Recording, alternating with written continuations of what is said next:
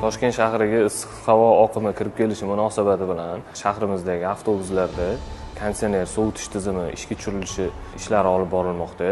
Avtobuslarimizda 26 darajagacha havo haroratini ushlab turish me'yori belgilangan bo'lib, ushbu issiq kunlarda konditsioner tizimi yoqiladi hamda klimat kontrol avtobuslarda mavjud ushbu uskuna yordamida harorat 26 darajada ushlab turish belgilangan. Kuni kecha ijtimoiy tarmoqlarda tarqalgan havo harorati 26 gradus bo'lganda avtobuslarda konditsioner yoqilishi kerak degan masala noto'g'ri targ'ib qilingan. Ushbu xabarda avtobuslarning salon qismidagi harorat darajasi 26 gradus bo'lishi ta'kidlanganini ma'lum qilamiz. Hozirgi kunda jamiyatimiz avtobus saroylaridagi barcha avtobuslarda yozgi mavsumga avtobuslarni tayyorlash maqsadida barcha konditsioner tizimi, sovutish tizimi mavjud avtobuslarda profilaktika ishlari olib borilmoqda. Ushbu yoz mavsumida barcha avtobuslarda sovutish tizimida texnik nosozliklar oldini olish yo'lida ushbu profilaktika amaliyotlar amalga oshirilmoqda. Toshshahar transport xizmati aksiyadorlik jamiyati